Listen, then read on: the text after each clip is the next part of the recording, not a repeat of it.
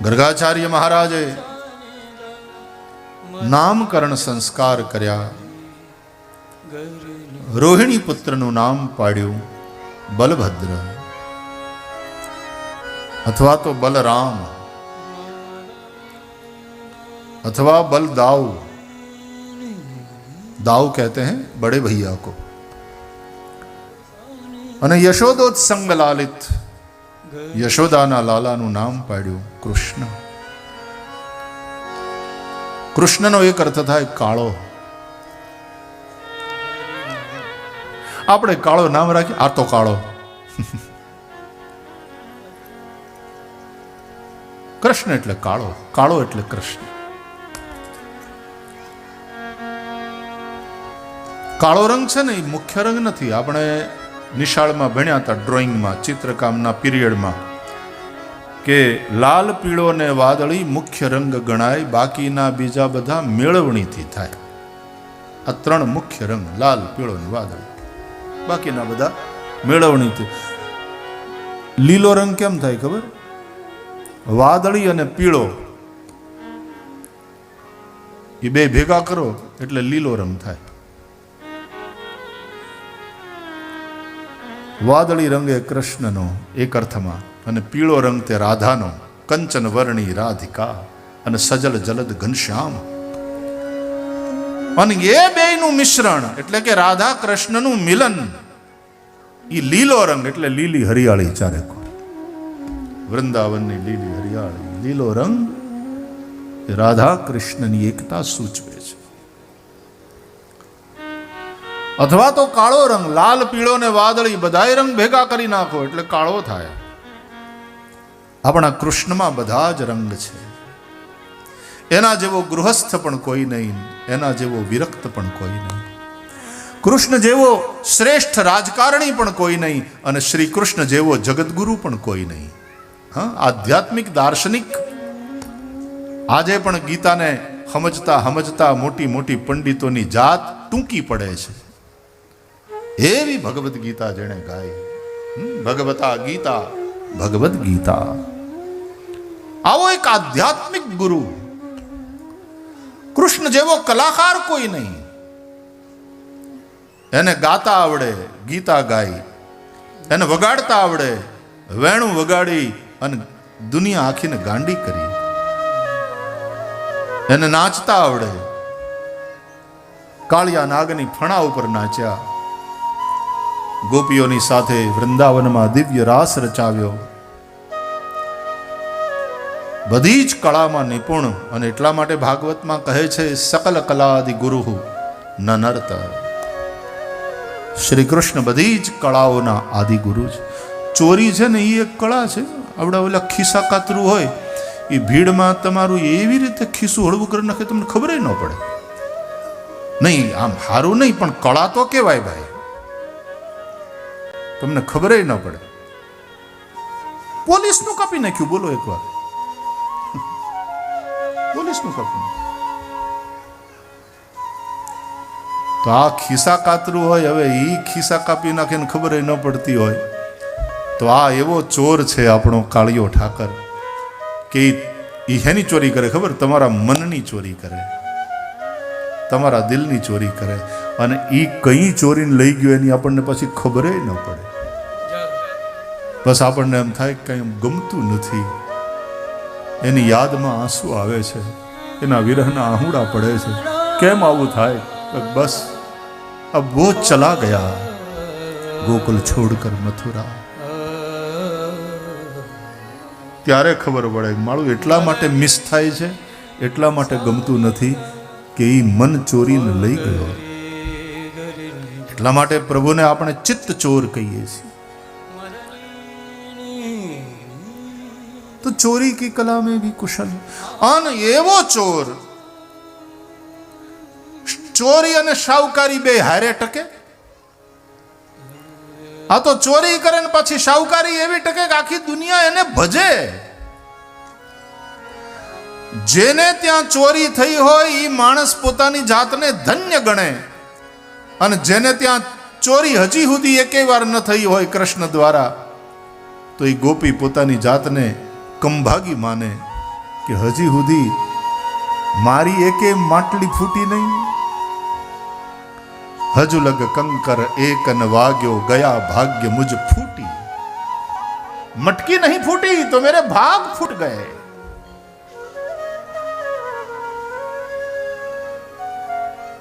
આમ તો ગોપીઓ ચોરીની ફરિયાદ કરવા આવે યશોદા પાસે. વત્સાન મુંચન ક્વચિદ સમયે ક્રોશ સંજાતઃ સહ સ્તેયં સ્વાદવત્યથ દધિપય કલ્પિતૈસ્તેયયોગૈઃ. મરકાન ભોક્ષ્યન વિભચતિ સચેન્નાતિ ભાંડમ બિનત્તિ દ્રવ્યાલાભે સગૃહ કુપિતો યાત્યુપક્રોશ્યતો.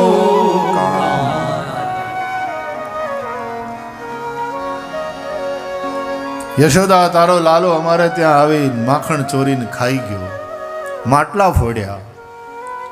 આમ ફરિયાદ કરવા આવે છે ગોપીઓ યશોદા પાસે, પણ બીજા અર્થમાં એ આભાર માનવા આવે છે કે તારા લાલાએ અમારે ઘેર આવી અમારા મનરૂપી માખણની ચોરી કરી અને અમને ધન્ય કરી દીધા.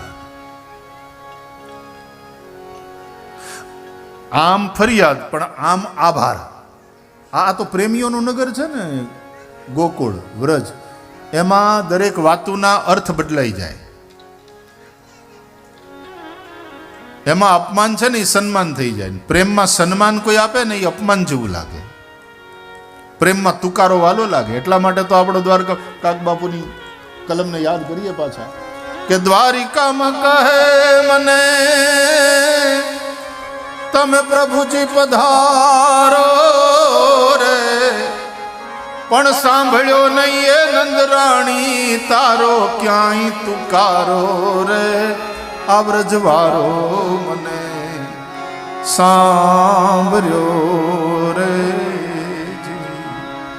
આમ હાલ્યા જાતા હોય ને ત્યાં તો આમ ફૂલડા બિછાવેલા હોય, માર્ગમાં પુષ્પની વૃષ્ટિ થતી જતી હોય, પગમાં રાઠોડી મોજડી હોય. પણ ઈ એવી રીતે હામૈયા થતા હોય ત્યારે કૃષ્ણને શું યાદ આવે? આ મને સાંભળ્યો ગોકુળિયાનો જોને ગારો. નિહારેથી નીકળીએ ને પછી આમ પિંડિયું સુધી ખૂંદતા જાતા હોય એ વ્રજવારો મને સાંભળ્યો રે.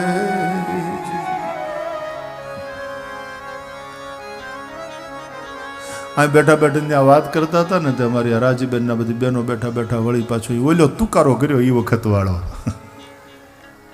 એ પ્રેમથી થયેલો એ તુકારો ગમે કે ભાઈ તું નાનો હતો તે આમ કરવા આવ્યો હતો ને આમ કરતો ને તે કેવું વાલું લાગે, સાંભળવાનું કેવું મીઠું ગમે.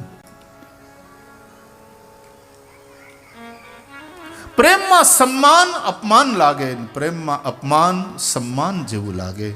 પ્રેમમાં દરેક શબ્દોના પોતાના અર્થો બદલાઈ જાય. એટલા માટે પ્રેમ જગતની ડિક્શનરી આખી અલગ છે, એનો શબ્દકોશ અલગ છે. આખું જગત ભગવાનની પાછળ દોડે, કૃષ્ણ કાળિયો ઠાકર અમને મળી જાય. હા, સાધુડાઓ બધા ગ્રહસ્થીનો ત્યાગ કરીને ભેખ લઈ લે. કેમ? ભગવાનની વાહે ભાગે કે ઈ પકડાઈ જાય. પણ ઈ કોઈનાથી ન પકડાય એ ભગવાન ગોપીઓની વાહે દોડે. બોલો. અને પાછી ગોપી એમ કે વાહે વાહે શું આવે, કઈ બીજું કામ નથી.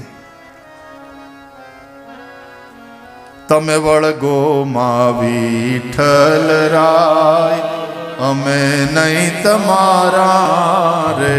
કે તમે વળગો માં વિઠ્ઠલ રાય, અમે નહીં તમારા રે. નહીં આપું હો નંદજીના લાલ રે, મૈડા મારા રે. નહીં આપું હો નંદજીના લાલ રે, મૈડા મારા રે. તમે વળગો માં વિઠ્ઠલ રાય, અમે નહીં તમારા રે. તમે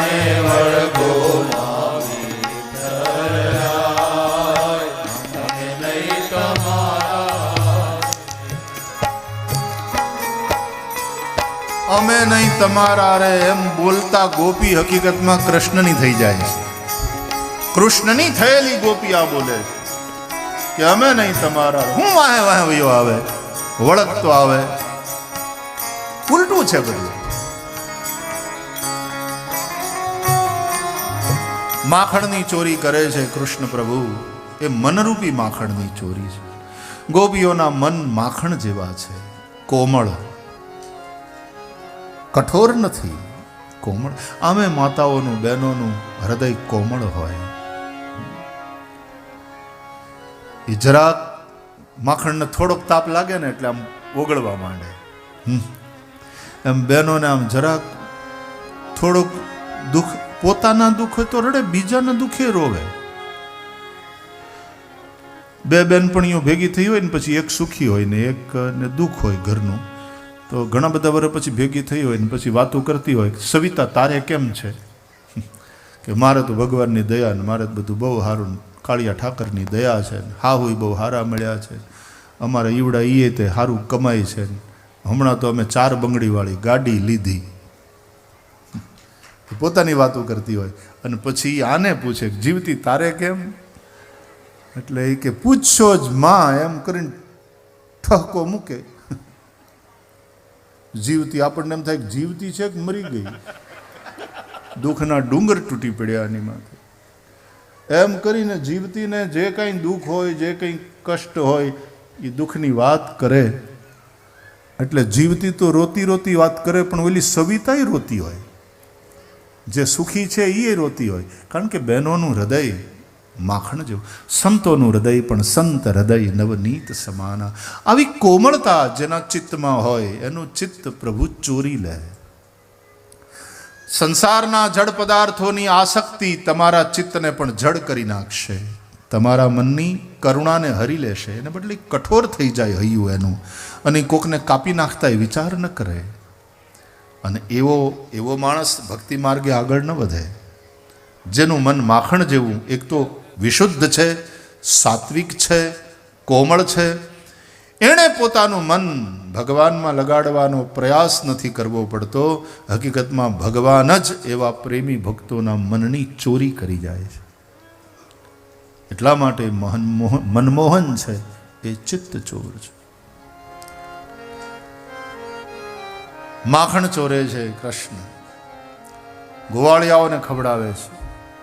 મરકાન ભોક્ષન, વાંદરાઓને પણ ખવડાવે. છોકરા હુતા હોય ગોપીઓના, ત્યાં જઈને આવડા તોફાની જઈને ચીટિયા ભરી ભરીને જગાડે ના છોકરા. પણ છોકરા જ્યારે રડે અને ઓલી ગોપી આવે દોડી, એટલે આ ભાગી જાય ત્યાંથી. સુતારે વાલે મારે બાળને જગાડ્યા, સુતારે વાલે મારે બાળને જગાડ્યા, રમતાને રોવરાવ્યા ગોકુળિયામાં, કાનુડે કવરાવ્યા. હો કાનુડે કવરાવ્યા રે ગોકુળિયામાં, કાનુડે કવરાવ્યા. એટલે યશોદા કે તમારા ઘરમાં મારો લાલો આવતો હોય ને ચોરી કરતો હોય ને તમને ન પોહાતું હોય, પછી તમે ઉપર શીકામ લટકાડો ને. પણ નહીં તો છોકરા છે, તોફાન કરે, એને ટેવ હોય, એને કંઈ આમ મારું ને પરાયું એવું ન હોય તો જ્યાં જાય, જે ઘેર જાય અને ભૂખ લાગી હોય બેસી જાય ખાવા. કોઈ ન હોય તો એની મેળે લઈને ખાવા માંડે. છોકરાઓ છોકરાઓ તમે ઉપર શીકામ રાખો ને. તો ગોપીઓ કે અમે શીકામાં ઉપર જ લટકાવીને રાખીએ છીએ. તો કે આ એની ટોળીની હારે આવે ને 4ને નીચે ઊભા કરે, એની ઉપર 2ને ચડાવે ને એની માથે પોતે કે ઝાડવાની ઉપર જેમ વાંદરું ચડે એમ પોતે ચડી જાય છે. ઉતારી લે, ખાય, ખવડાવે ને પાછો માટલા ફોડીને વયો જાય. સિંકેથી વાલે મારે માટને ઉતાર્યા. ભાગવતની જ કથાનું આ ભાષાંતર છે બધા પદોમાં. અડધા ખાધા ને અડધા ઢોળ્યા, ગોકુળિયામાં કાનુડે કવરાવ્યા. ભગવાન શ્રી કૃષ્ણની ઓલો ગામનો તોફાની છોકરો હોય ને, અને એ જેમ ઉધમ મચાવતો હોય ગામમાં, એવી આ લીલાઓ છે કૃષ્ણ ભગવાનની. પણ આ ઉધમમાં પણ અનુગ્રહ છે. આ જે ફરિયાદો છે એમાં આભાર માનવાનો ભાવ છે. એકવાર ભગવાન શ્રી કૃષ્ણે માટી ખાધી, વ્રજલજ ઉપાડીને મોઢામાં મૂકી, અન આ દાવજીએ જોયો, જૈન માં યશોદાને કીધું કે માં કૃષ્ણ માટી ખાય છે. અન હોટી લીધી હાથમાં યશોદા, લાવે ને બોલાવ્યા. દાવજી આવ્યા, હાલ માં બોલાવે છે. હાથમાં લાકડી લઈને ઊભા છે, બહુ ખીજાણા છે, આજે તને મેથી પાક મળવાનો છે. એટલે બીતા બીતા કૃષ્ણ આવ્યા. સા ગૃહિત્વા કરે કૃષ્ણમ ઉપાલભ્ય હિતૈષિણી. આહા, ક્યા વાત! યશોદાએ હાથથી હાથ પકડ્યો કૃષ્ણનો, અને ઠપકો આપતી હોય એમ આંખું દેખાડી, આંખ કાઢીને કીધું, કેમ ખાધી માટી? એ માં ક્યારેક આવો ગુસ્સો કરે તોય હિતૈષિણી, વ્યાસજી કહે છે. માં ક્યારેક ધોલ મારી લે છોકરાને, ક્યારેક થપટ મારી લે, પણ ઓલું રડે એટલે વળી પાછો માથે હાથ ફેરવીને વળી પાછો હૈયે લગાડી અને એને વાલ કરે. માં એક શબ્દનું એકાક્ષરી કાવ્ય છે આપણી ભાષાનું. પણ મોઢેથી કૌમાં મન હાશે નાનપણ હાંભરે, પછી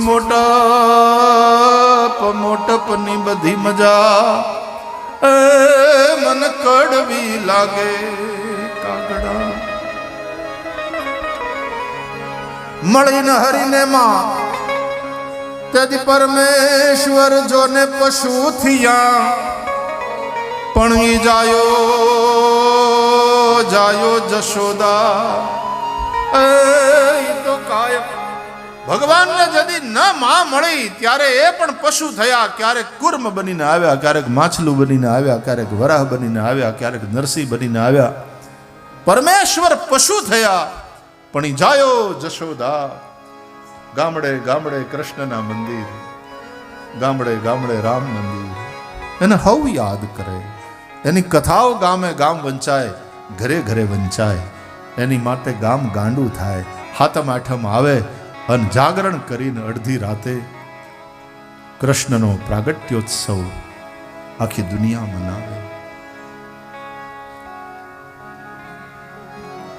અને એકમાંથી એને સંતોષ ન થયો, ત્રણ માં રાખી કૃષ્ણે પણ.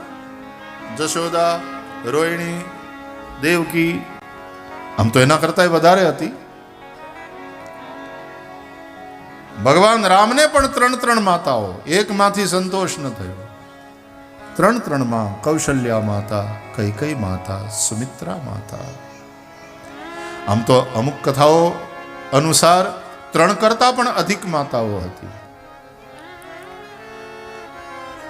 તો ભગવાનને પણ માની જરૂર પડી.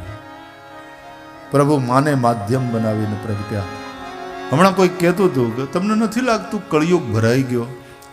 અને જો એમ હોય તો પછી ક્યાં ગયો એ ગીતાનો ગાનારો ને ગીતામાં વચન દેનારો કે યદા યદા હિ ધર્મસ્ય ગ્લાનિર્ભવતિ ભારત અભ્યુત્થાનમ અધર્મસ્ય તદાત્માનમ સૃજામ્ય. હું એ પોતાનું વચન ભૂલી ગયો છે?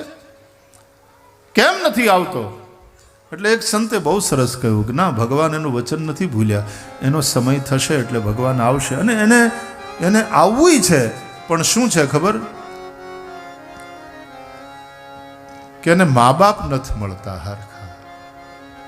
કે કૃષ્ણ અને પ્રગટ કરનાર કોઈક યશોદા મળવી જોઈએ, કોઈ દેવકી થવી જોઈએ.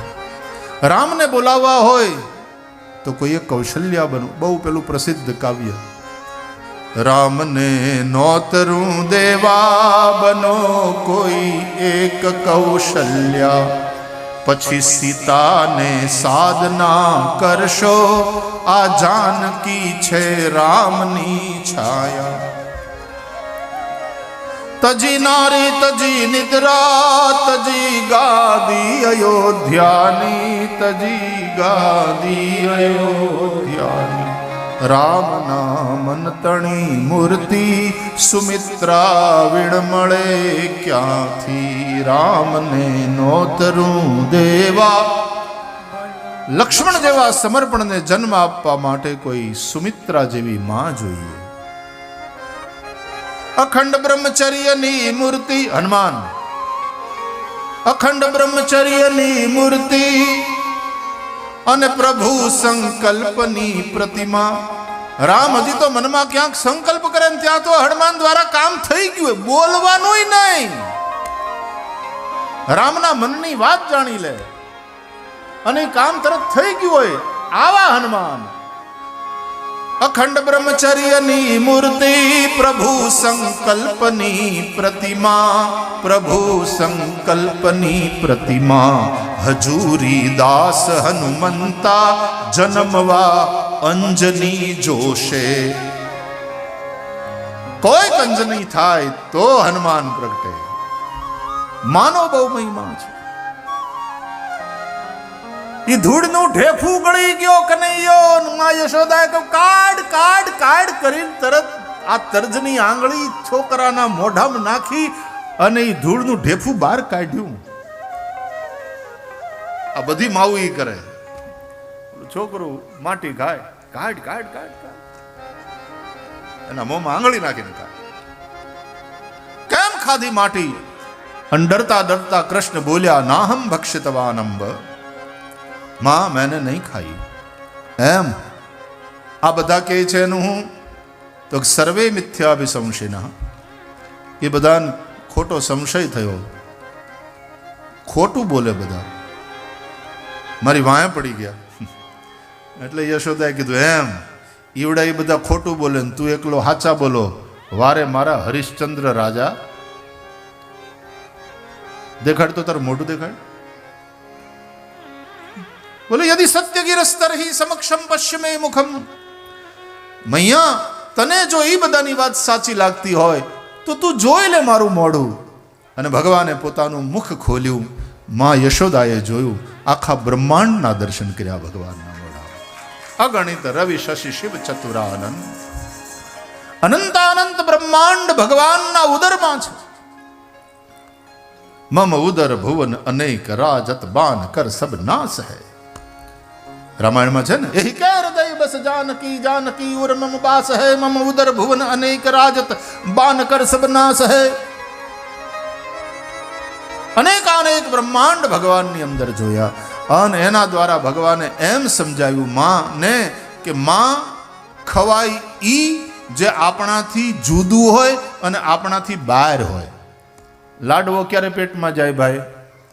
કે આપણે લાડવો નથી, આપણાથી જુદી વસ્તુ છે લાડવો, અને પાછો બહાર છે તો પછી મોંમાં નાખી ચાવીને પેટમાં ઉતારાય. પણ જે આપણાથી જુદું ન હોય, જે આપણાથી બહાર ન હોય, એ કેવી રીતે ખવાય? એટલે આ બ્રહ્માંડ અનેકાનેક બતાવીને ભગવાને એમ કહ્યું કે હું જ છું આ બધું, મારાથી જુદું કાંઈ નથી ને મારાથી બારું કાંઈ નથી. સર્વમ ખલુ ઇદમ બ્રહ્મ વેદ કહે છે. અને આજ પહેલી વાર માં યશોદાને સમજાણું કે હું જેને દીકરો કહું છું એ હકીકતમાં જગતનો બાપ છે, એ અખિલ બ્રહ્માંડ નાયક છે. અસ્તુતિ કરીને જાય ભાઈ માના, જગત પિતા મેં સુત કરી જાના. હાથ જોડીને માએ નમસ્કાર કર્યા.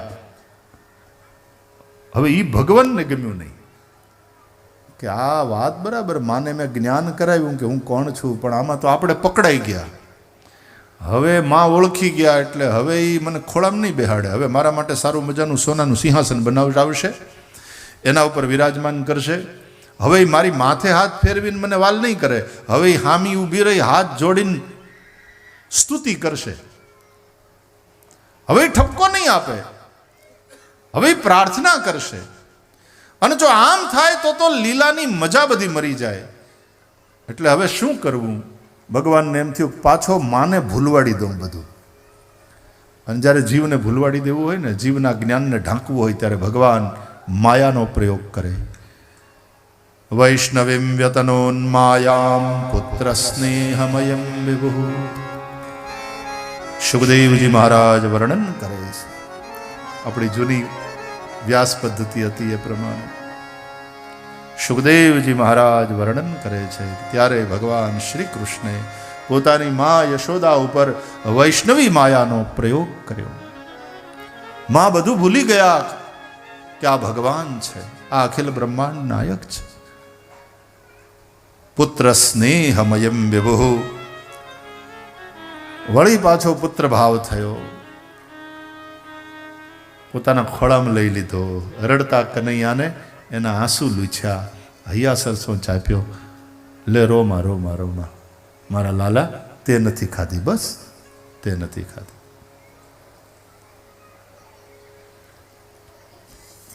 મૃદભક્ષણની આ લીલા દ્વારા શ્રી સુખદેવજી મહારાજે ભગવાનનો મહિમા પ્રગટ પણ કર્યો યશોદાની સમક્ષ, અને પછી ભગવાનની ઈચ્છાથી જ એ જ્ઞાનના ઉપર પડદો પણ પાડી દીધો. એટલે આમ છે, એ નચાવે, આખી દુનિયાનો સૂત્રધારી છે. એટલા માટે રામચરિત માનસમાં શિવજી કહે છે ભવાનીને કે જ્ઞાની મૂઢ ન કોઈ. દેવી, આ દુનિયામાં કોઈ જ્ઞાની નથી, કોઈ મૂઢ નથી. જેહી રઘુપતિ જસ કરહી જબ સો તસ તેહી છન હોય. ભગવાન જેને જ્યારે જેવો બનાવે એવો એ બને છે.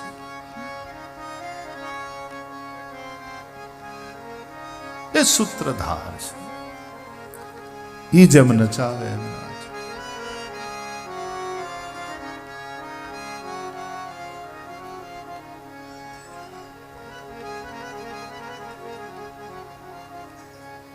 સબહિ નચાવત રામ ગોસાઈ. એક વાર માં યશોદા દધિમંથન કરતા હતા અને શ્રી કૃષ્ણ જાગ્યા, પારણામાંથી ઉઠીને બહાર આવ્યા અને માની પાસે આવીને ઓલો રવાયો પકડી લીધો. માં ભૂખ લાગી. એટલે માખણ લગભગ તૈયાર થઈ ગયું હતું, પણ યશોદાએ કૃષ્ણને ખોળામાં લીધો. જાગી ગયો બટા, આપણી ભાષામાં એવું આમ, જાગી ગયો બટા, ભૂખ લાગી, હાલ મારો દીકરો હાલ હાલ. ખોળામાં લીધો અને કનૈયાને પોતાનું દૂધ પ્યાય છે માં યશોદા. અને એ સમયે ચૂલા ઉપર મૂક્યું હતું દૂધ ગરમ કરવા માટે. એ દૂધમાં ઉભરો આવ્યો, દૂધ ઉભરાણું ચૂલામાં પડવા લાગ્યું. માં યશોદાનું ધ્યાન ત્યાં ગયું અને શ્રી કૃષ્ણને અતૃપ્ત છોડી, હજી ધરાણો નહોતો, અને છાતીથી છૂટો કરી ત્યાં થોડી વાર મૂકી અને માં દૂધ ઉતારવા ગયા. અને આની આંખ્યું થઈ લાલ ને આમ હોઠ ફફડવા માંડ્યા કે માને મારા કરતા દૂધ વધારે વાલું છે. ગુસ્સો આવ્યો તો ચટણી વાટવાનો પાણો પીડ્યો તો બાજુમાં, એ ઉપાડીને પેલા માટલા ઉપર માર્યો, માટલું ફોડ્યું, છાશ ઢોળાઈ ગઈ, માખણ વેરાઈ ગયું, રવાયો પડ્યો. ભૂખ તો લાગી જતી. નનકુડો એવો ગદહ મદહ શ્યામ સુંદર,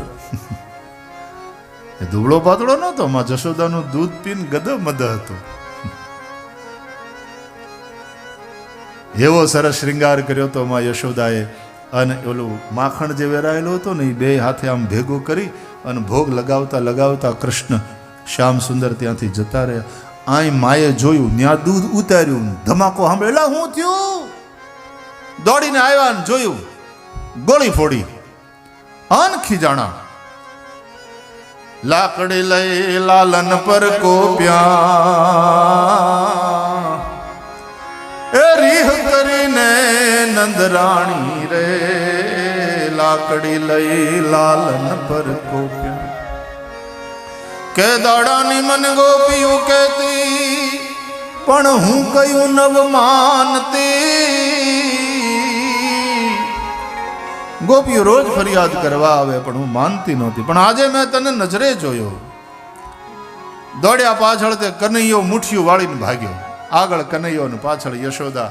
એવા દોડાવ્યા, માને થોડી વારમાં થાકી ગયા, પછી બેહી પડ્યા. તે કૃષ્ણ ભગવાને જોયું કે મા બે અને છોકરા બહુ કવરાવે ને પછી મા બચાડી કાંઈ ન કરી શકે તો શું કર્યો, બેઠી બેઠી રોવે. તે આંખમાં આંસુ આવી ગયા એટલે થોડી વાર તો આમ દૂર ઊભા રહીને જોયું. પછી માને રોતી જોઈને એટલે ભગવાનને દયા, જેની આંખમાં ભગવાનને યાદ કરીને આંસુ આવે ને એટલે ભગવાન તરત એની પાસે પહોંચે. એટલા માટે કબીરા હસના દૂર કર ઓર રોને સે કર પ્રીત, બિनु રોએ કિત પાઈએ પ્રેમ પિયારે મીત. चैतन्य महाप्रभु ने आंसू बहाए हैं, मीराबाई ने आंसू बहाया है. जो जो रोए हैं भगवान की याद में, भगवान उसके पास पहुंचे. प्रभु पहुंचा, माना गळाમાં હાથ નાખ્યો, માના આંસુ લૂછ્યા એટલે જશોદાએ પકડી લીધો. પકડીને પછી ખાંડણીયા હારે બાંધ્યો. ઓલો લાકડાનો ખાંડણીયો ને ઊંચા હોય આમ, એ બાજુમાં છે ને બેનો આમ ઊભા ઊભા કૂટે. એક બેન આ બાજુ ઊભી હોય, એક બેન આ બાજુ ઊભી, એકવાર આ હાંભેલું મારે, બીજી વાર ઓલી મારે. એવી રીતે ઊંચા ખાંડણીયા હોય લાકડાના, નામ ભારે હોય. હવે એ ખાંડણીયો ઊંધો મૂકેલો. હવે દેખો, ખલ ખાંડણીયો અને ખલ એટલે દુષ્ટ. દુષ્ટ કોણ? ઊંધો હલે એ ખાંડણીયો ઊંધો. વેદથી ઊંધો ચાલે, ધર્મથી ઊંધો ચાલે, સમાજથી ઊંધો ચાલે. એ ખલ છે. હવે એના ઉપર ચડી ચડીને માટલા ઉતારતા કૃષ્ણ. એ ચોરીઓમાં જે સહયોગ આપે એને તો એ જ કહેવાય ને. કેમ આનો તારે સાથ લેવો એમ ને, હવે એની હારે જ બાંધો. અને યશોદાએ એ ખાંડણીયા સાથે કૃષ્ણને બાંધ્યા. જેટલા દામણા લઈ આવ્યા એ બધા 2 આંગળ ટૂંકા પડ્યા. આ દામણા છે ને એ રસ્સી એટલે ગુણ. સંસ્કૃતમાં એનો અર્થ થાય ગુણ એટલે કે રસ્સી. ગુણ દ્વારા નિર્ગુણ ભગવાનને બાંધવાની કોશિશ છે. ભક્તો શું કરે છે? जो निर्गुण है उस परम ब्रह्म परमात्मा को गुणों के द्वारा बांधने का प्रयत्न करते हैं. वैसे भगवान गुणों में बंधने वाले नहीं हैं. लेकिन जब यशोदा थक गई तो भगवान प्रेम परवश होकर बंध गए. उन्होंने बंधन का स्वीकार. देखो, प्रेम एक बंधन है लेकिन स्वीकार किया हुआ बंधन. लादेलू नहीं, कबूल करेलू बंधन. વાસના બાંધે અને પ્રેમ બંધાય, આટલો ફેર છે. વાસના બીજા કોકને બાંધવાની કોશિશ કરે, જ્યારે પ્રેમ છે એ પોતે બંધાય છે. ભગવાને બંધન સ્વીકાર કર્યું.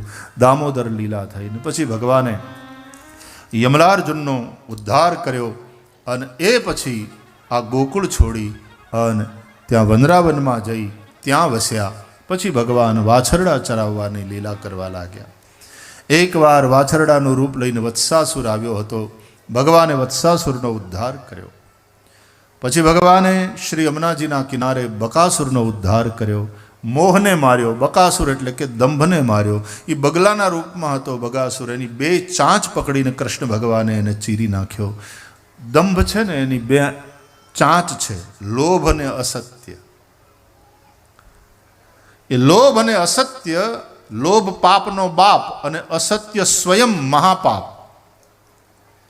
એ 2 ચાંચથી દંભરૂપ બકાસુરને માર્યો અને પછી ભગવાને અઘાસુરનો ઉદ્ધાર કર્યો. અઘ એટલે પાપ. પાપ જેનાથી થાય એ કારણોને ભગવાને પહેલા સમાપ્ત કર્યા અને પછી પાપરૂપ અઘાસુરનો ઉદ્ધાર કર્યો. અને ત્યારે બધા ગોવાળિયાઓએ શ્રી કૃષ્ણ અને બલદાવનો જયઘોષ કર્યો. આ જોઈને જોવા આવ્યા બ્રહ્માજી, દર્શન કરવા આવ્યા. પણ એ બ્રહ્માજીએ જ્યારે જોયું કે ભગવાન પોતાના સખાઓની સાથે ઘરેથી લાવેલા ભોજન પદાર્થ બધા ભેગા મળી વહેંચીને ખાય છે, તો એવું જોયું કે એઠું ખવડાવે છે કૃષ્ણ અને એઠું ખાય છે. દહીંનું માટલું આમ ખોળામાં રાખેલું. કૃષ્ણ શું લાવ્યા હતા ભાતામાં? તો દહીં ભાત. તે ભાત ઓલા કેળના પાનની પતરાવળીમાં અને દહીંનું માટલું અહીંયા ખોળામાં.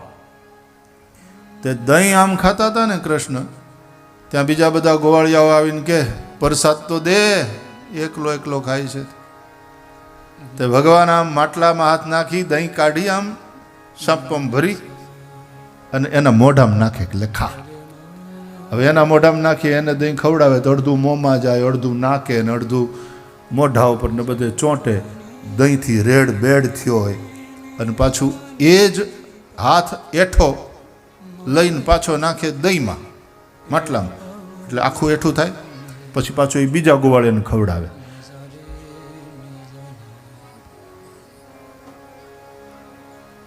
એમાં વહેંચતા વહેંચતા માટલામાં દહીં થયું પૂરું અને એક છોકરો બાકી રહી ગયો હોય કે મને. તો કૃષ્ણ કે હવે આમાં નથી. તો કે એમ થોડું હોય, બધાને પ્રસાદ મળે ને મને ન મળે. તો કૃષ્ણ ભગવાને કહ્યું કે મારા હાથ ઉપર ચોંટ્યું છે, લે આ ચાટી જા. ઓલો ગોઠણિયા ભર સામે બેહી બે હાથે કૃષ્ણનો હાથ પકડી અને કૃષ્ણના હાથના એ કોમર કરકમલના આંગળાઓ મોંમાં લઈ લઈ અને ઓલો ચાંટે કેવો ભાગશાળી હશે.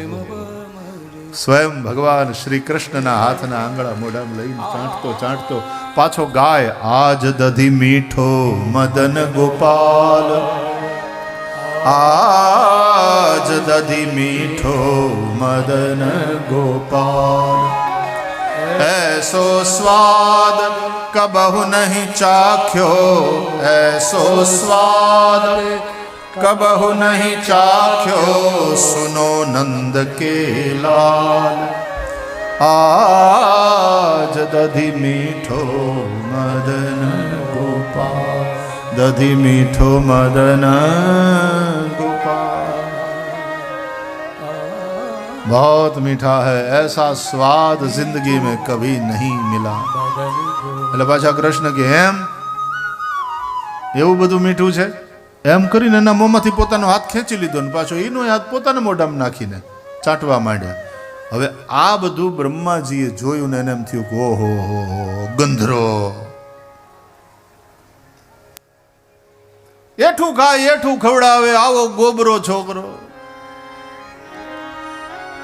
આપણે તો ગામડામાં છોકરાના નામ પાડે ગોબરો,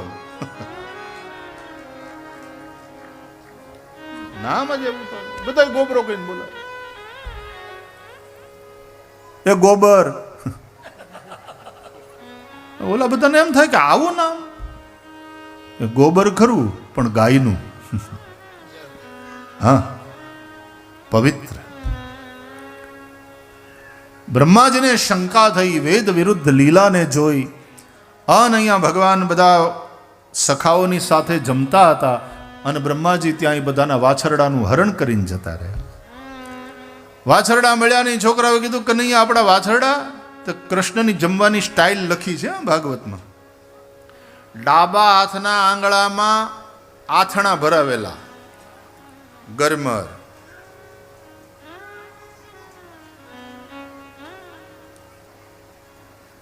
રાયતા વાળા મરચા, કેળા, ગુંદા, એ ડાબા હાથના આંગળામાં ભરાવેલા. તો જમણે હાથે દહીં ભાતનો કોળિયો લે અને ડાબે હાથે આથણું ખાતા જાય. અને એમાં વાત આવી કે કૃષ્ણ આપણા વાછરડા ક્યાં ગયા? એટલે ભગવાન કે એ ચરતા ચરતા વયા ગયા હશે આ ઘેરા. અરે કે પણ એમ આઘેરા વયા જાય પછી એને કહો કે વાળવા જ જવું પડે ને. કૃષ્ણ કે એક કામ કરો, તમે બધા બેહો, હું જાઉં, હમણાં લઈને આવું. તમે બધા જમો, હું હમણાં આ ઘડીએ આવ્યો, આ ઘડીએ આવું, તમે બધા જમો. અને ભગવાન ગયા. અહીંયાથી ભગવાન વાછરડાઓને શોધવા ગયા અને ત્યાં બ્રહ્માજી આવીને આ છોકરાઓ જમતા હતા ને એ બધાનું હરણ કરીને લઈ ગયા. ત્યાં વાછરડા મળ્યા નહીં. કૃષ્ણ પાછા આવ્યા તો અહીં છોકરાઓ મળે નહીં. અરે આ બધા ક્યાં ગયા?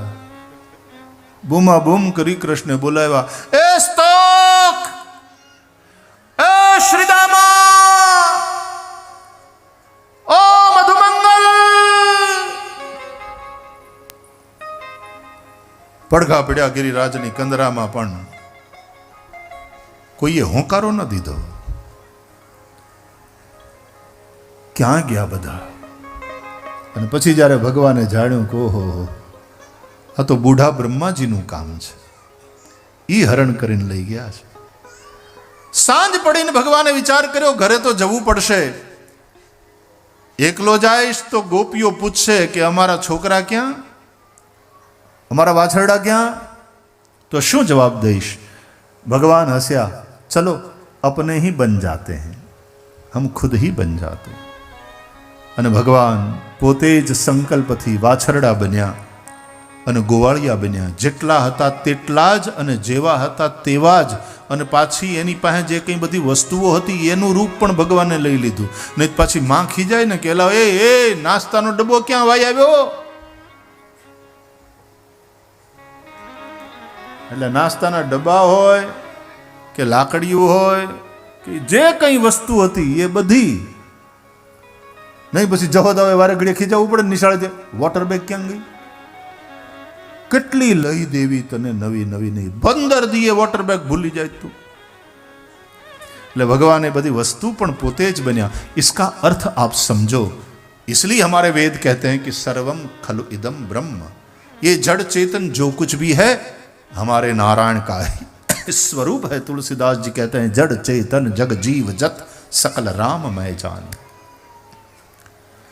જેમ કડી હોય કે બુટિયા હોય કે આ નથડી હોય કે હાથના કંગન હોય કે ગળાનો હાર હોય, એ બધું હેમ, એ બધું હોનાનું જ છે. આ તો ઘાટ ઘડિયા પછી નામ રૂપ જૂજવા, અંતે તો હેમનું હેમ હોય. અખિલ બ્રહ્માંડમાં એક તું શ્રી હરિ. એમ આ બધાય નામ રૂપ એ ભગવાનના જ છે. ऐसा भाव करो, किसी से वैर मत करो, सभी के प्रति सद्भाव रखो, सबको चाहो, सबसे प्यार करो. ज्योत से ज्योत जगाते चलो, प्रेम की गंगा बहाते चलो, प्रेम की गंगा बहाते चलो. राह में आए जो दीन दुखी, राह में आए जो दीन दुखी, सबको गले से लगाते चलो, प्रेम की गंगा बहाते चलो. ज्योत से ज्योत जगाते चलो, ज्योत से ज्योत जगाते चलो, प्रेम की गंगा बहाते चलो, प्रेम की गंगा बहाते चलो. कौन है अपना कौन पराया, सब में वो ही समाया. कौन है अपना कौन पराया, सब में वो ही समाया. भेदभाव के झूठे भरम में यह मानव भरमाया. धर्म ध्वजा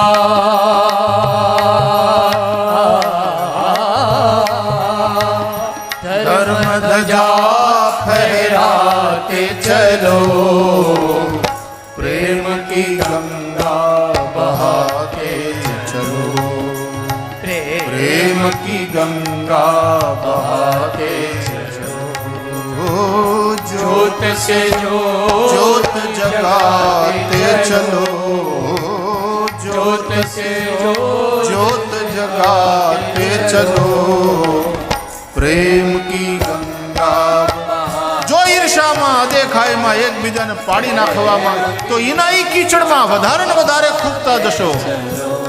ઓલું કળણ હોય ને, કળણ, એમાં એકવાર ખૂંપતો જાય માણસ, પછી જેમ જેમ બહાર નીકળવાની કોશિશ કરે એમ વધારે ને વધારે અંદર જાતો જાય. એવું ન થાય. પ્રેમ મેં જીવો પ્યારે. ધર્મ એટલે શું? ધર્મ એટલે એ જે આપણને પ્રેમના અમૃતથી ભરી દે. कौन है अपना कौन पराया, सब में वो ही समाया।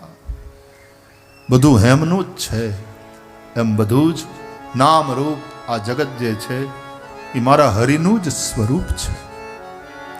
આવો ભાવ રાખી અને સકળ લોકમાં સૌને વંદે, નિંદા ન કરે કેની. વ્યવહાર શુદ્ધ રાખો, ભાવના શુદ્ધ રાખો, વિચાર ઊંચા રાખો, અને એનાથી તમારું જીવન જે પવિત્ર થશે, એને કારણે તમને જે સુખનો, શાંતિનો, આનંદનો અનુભવ થશે એ કરોડો રૂપિયા દેતા એ ખર્ચતા નહીં મળે. બાકી આ આનંદ, આ શાંતિ, આ સુખ હાવ મફતમાં છે, હાવ સસ્તું છે. એના માટે ખાલી આપણે આપણી આવી ભૂમિકા બનાવવાની જરૂર છે. આવું આવું જીવો. આ અમે આખી દુનિયામાં ફરીએ છીએ, વગર પૈસે વર્લ્ડ ટૂર કરીએ છીએ. ખિસ્સામાં કઈ નહોતું, મારે ખિસ્સામાં રૂપિયો ન હોય, ખિસ્સા ખરા રાખ્યા.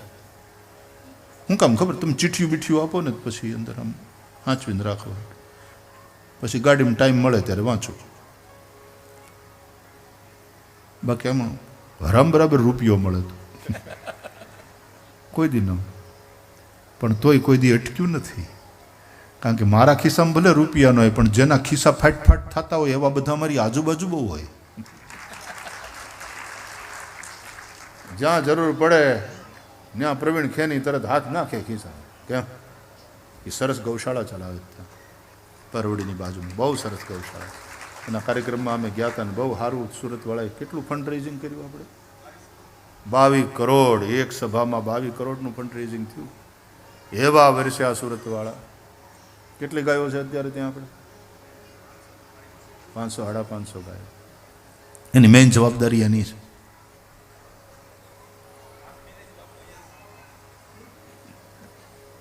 હે મારા બાપ, હારા હારા કામ કરતા રહ્યો ને તમને દેવા માટે ઉપર વાળો ફાંટ ભરી ભરીને દે. એ તમને દેતો રહે ને તમે દેતા રહ્યો ને હારે માર્ગે ખર્ચતા રહ્યો.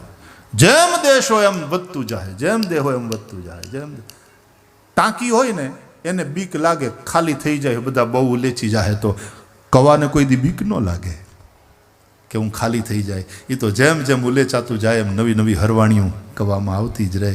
અને જેમ જેમ ઉલેચાતું જાય એમ જે નવું નવું પાણી આવે એ કૂવાનું પાણી ઓર નિર્મળ થતું રહે.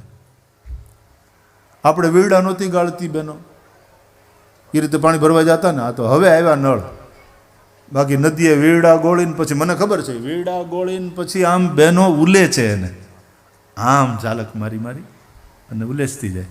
અને જેમ જેમ ઉલે છે વીડાને એમ એમ આજુબાજુમાંથી આમ હરવાણીયું ફૂટતી જાય અને એ પાણી નિર્મળ થતું જાય. અને નિર્મળ થઈ જાય ને બહુ ઉલેચ્યા પછી ઓલું છાલ્યું લઈને આમ હેઠે તળીએ ન ભટકાય એમ ઉપર ઉપરથી ભરી અને ઘડામાં ભરે, હાંડામાં ભરે ને પછી હેલ્યું લઈ આમ થતું ને. એમ હું તો તમને આશીર્વાદ આપો કે તમારા ખિસ્સા વીડા જેવા થાય. ઉલેચતા રહ્યો, નવી નવી હરવાણીઓ આવતી રહી ને એ પાછી નિર્મળ, એ પાણી નિર્મળ. પાણી બાढ़े नाव में, घर में बाढ़े दाम, दोनों हाथ उलेचिए. બે હાથથી ઉલેચતા રહ્યો.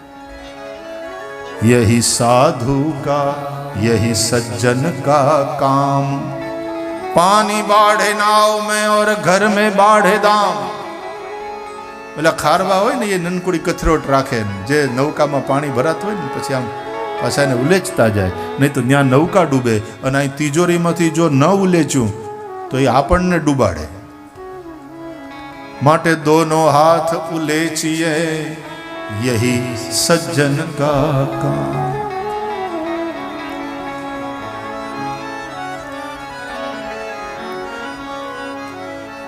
ભગવાન જ પોતે બની ગયા વાછરડા અને ગોવાળિયા. પછી બ્રહ્માજી એકવાર આવીને જોયું ને તો એના એ ગોવાળિયા કૃષ્ણ સાથે રમતા હતા અને એના એ વાછરડા જેનું હરણ કરીને લઈ ગયા હતા બ્રહ્મા, એ તો અહીં ચરતા હતા. કે આમ કેમ થાય? તો પછી આ હું જેને ઉપાડીને લઈ ગયો એ કોણ? વળી પાછા હંસ મારી મૂક્યો સીધો બ્રહ્મલોકમાં. હાલ જટ હાલ ભાગ. અને હંસ હતું એટલું જોર કરી અને બ્રહ્મલોકમાં. અને ત્યાં બ્રહ્માજી હેઠા ઉતરીને જોયું તો એના એ વાછરડા ત્યાં ડબ્બે પીર્યા હતા. એના એ છોકરા રોતા હતા કે ધોળી દાઢીવાળા દાદા અમને શું કામ લઈ આવ્યા અહીં? અમારો કનૈયો અમને ગોતતો હશે, અમને ત્યાં મૂકી જાઓ ને. શું કામ બાપા અમને અહીં પકડી લાવ્યા? વળી બ્રહ્માએ માથું ખંજવાળ્યું કે આ બધા અહીં છે પછી ન્યા કોણ છે કૃષ્ણ સાથે? વળી હંસને પેલા હાલ હા ધમણ થઈ ગયો હંસ. બ્રહ્માજીનો થાકી ગયો.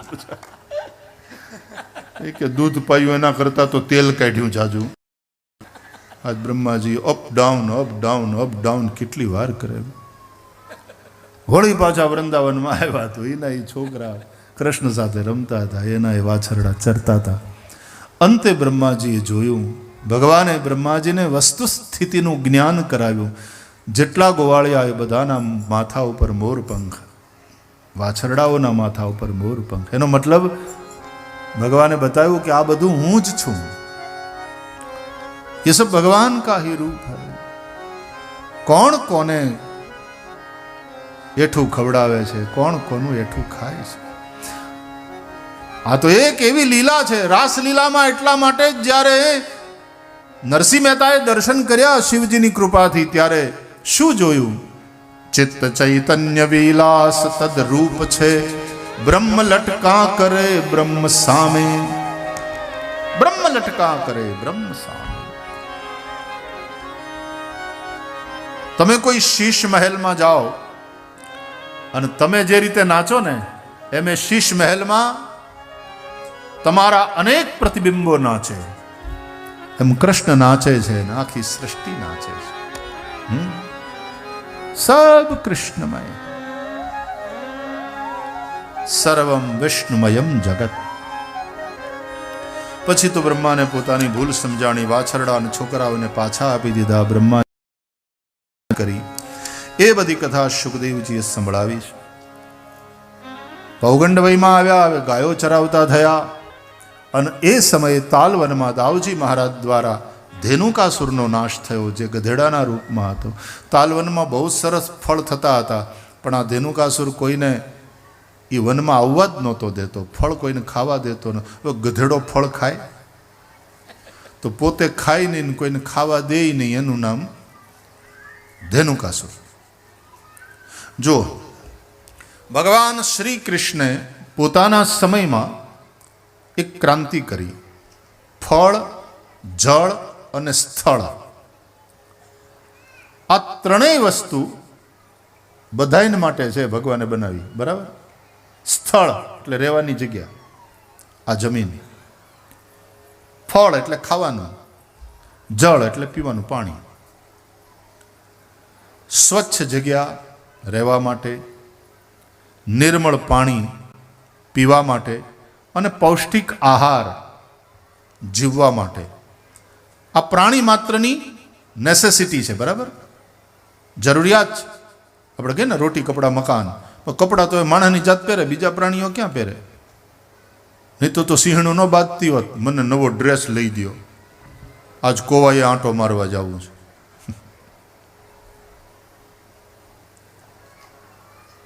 કપડાની બીજા બધાની જરૂર નથી, પણ પ્રાણી માત્રની વાત આવે ત્યારે ફળ એટલે આહાર, ખાવાનું ભોજન, જળ અને રહેવા માટે સ્થળ.